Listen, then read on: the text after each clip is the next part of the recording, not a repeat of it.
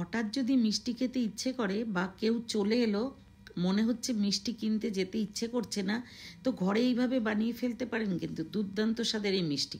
নমস্কার বন্ধুরা, মিঠুর কুকিং চ্যানেলে আপনাদেরকে আবারও স্বাগত। চলুন দেখে নিই আমি কী কী নিয়েছি। 1/3 কাপ নিয়েছি চিনেবাদাম, 1 টেবিল স্পুন নিয়েছি কাজু বাদাম, কয়েকটা নিয়েছি পেস্তা, আর মিছরি নিয়েছি মিষ্টির জন্য, আর এলাচ দানা নিয়েছি কয়েকটা।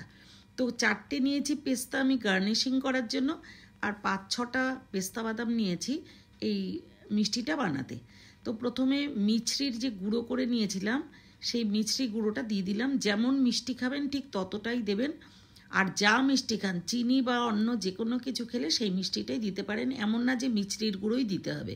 তো আমি মিছরির গুঁড়োটা ইউজ করেছি। এরপরে দিয়ে দিচ্ছি পেস্তা বাদাম, তার আগে এলাচের দানা ছাড়িয়ে খোসাটা ফেলে দিয়েছি, দানাটা দিয়েছি।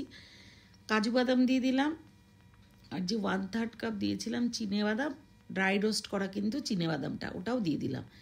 আর ওই গার্নিশিংয়ের জন্য যে পেস্তাটা ওটা সাইডে রেখে দিলাম। এবারে পালস মোডে একটু ঘুরিয়ে নিয়েছি যাতে জাস্ট গুঁড়ো হয়ে যায়। বেশি ঘোরালে কিন্তু মিক্সিটা বেশি ঘোরালে বাদাম থেকে তেল ছেড়ে দেবে।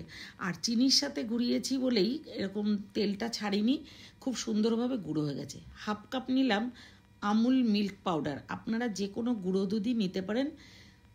এবারে 1/2 কাপ নেওয়ার পরে ওর মধ্যে দিয়ে দিলাম আরও 1/2 কাপ ডেসিকেটেড কোকোনাট, মানে একদম ড্রাই কোকোনাট, যেটা আমি বাজার থেকে কিনে নিয়ে এসেছি। সমস্ত উপকরণ হাত দিয়ে খুব ভালো করে মিশিয়ে নিয়েছি। নিয়ে 1/3 কাপ দুধ, একদম জাল দিয়ে ঠান্ডা করে রাখা দুধ অল্প অল্প করে দিয়ে আটার যেমন ডো তৈরি করি ঠিক ওইভাবে একটা ডো তৈরি করে নিতে হবে। তো 1 টিস্পুন কিন্তু দুধ বেঁচে গেছে, ওটা আর লাগেনি। পুরো দুধটা দেওয়া যাবে না, ওই জন্য অল্প অল্প করে দুধ দিতে হবে। ডোটা তৈরি করে নিয়ে সাইডে রেখে দেবো। এবারে বাটার পেপার শেপ করে কেটে নিয়েছি, তবে পুরোটা শেপ করে কাটা হয়নি, আমি একটু তাড়াতাড়ি করেই পেপারটা বসিয়ে নিয়েছি। আপনারা এমনভাবে শেপটা করবেন যাতে সুন্দরভাবে বসানো হয় পেপারটা, তাহলে আর যে আমার যতটুকু হ্যাজার্ড হয়েছে ওইটা আপনাদের হবে না, একটু দেখলেই বুঝতে পারবেন। এরপর ঘি ব্রাশ করে নিয়েছি, চাইলে আপনারা বাটারও ব্রাশ করতে পারেন। পেপারেও ব্রাশ করে নিয়েছি, আর পটটার মধ্যে যেই পটে সেট করতে দেবো সেই পটটার মধ্যেও ব্রাশ করে নিয়েছি। তবে ঘিটা প্রথমেই যে পাত্রে আপনি সেট করবেন সেখানে ব্রাশ করে নিলে কাগজটা কিন্তু খুব সুন্দরভাবে সেট হয়ে যাবে, তারপরেই কাগজের উপরে ব্রাশটা করবেন। সে ঘি চাই বাটার যাই হোক না কেন, চামচ দিয়ে খুব সুন্দরভাবে চারিদিকে ছড়িয়ে দিয়ে একদম চামচ দিয়ে চেপে চেপে প্লেন করে দিতে হবে, মানে খুব সুন্দর করে সেট করতে হবে।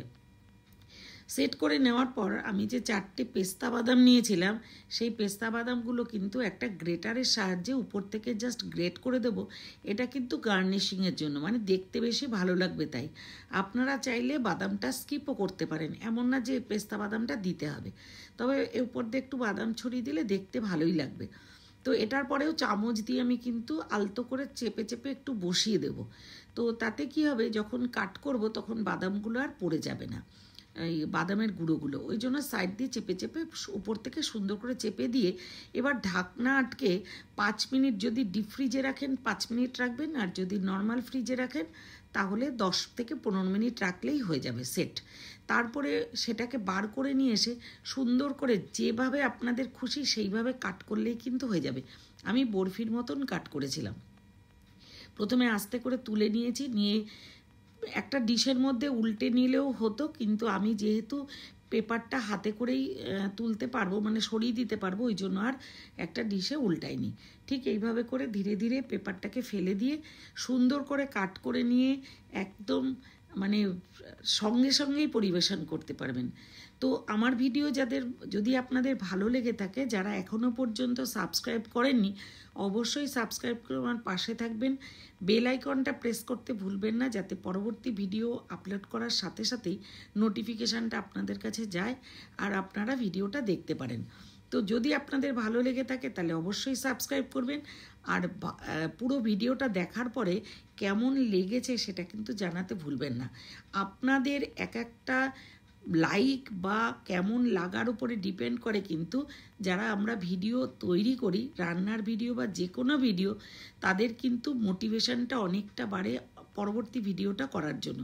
তো এত মানুষ আমাকে ভালোবাসা দিয়েছেন, তার জন্য আমি কিন্তু ভিডিও একটা নতুন নতুন ভিডিও করবার জন্য সবসময়ের জন্য উৎসাহিত হই এবং আপনাদের সঙ্গে সেই ভিডিওগুলো শেয়ার করি। আর প্রতিটা সময় আমি ঘরে করে যেই জিনিসটা ভীষণ ভালো বলে সবাই, সেই জিনিসটাই কিন্তু আপনাদের সাথে শেয়ার করি। তবে এই না যে কোনোটা কারোর থেকে শুনে বা কারোর থেকে না করে প্রত্যেকটা জিনিস আমি করি, এমন কিছু নয়। তবে যে কোনো ভিডিও করতে তো কষ্ট করেই করতে হয়। তো আপনাদের ভালো লাগা যখন থাকে তখন আমাদেরও ভীষণ ভালো লাগে পরপর ভিডিওটা করতে। তো আমার ভিডিও যারা পছন্দ করেছেন তাদেরকে আবারও অনেক অনেক ধন্যবাদ।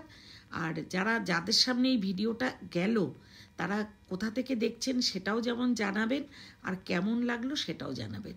তো পুরো ভিডিওটা ধৈর্য ধরে দেখার জন্য অনেক অনেক ধন্যবাদ।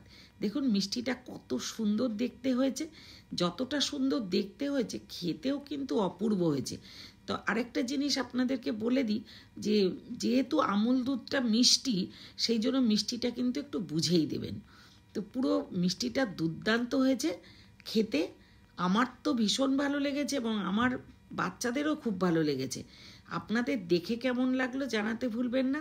আর ভালো লেগে থাকলে অবশ্যই বাড়িতে বানাবেন, আর ঠিক এই প্রসিডিওর ফলো করেই বানাবেন, দুর্ধর্ষ হবে।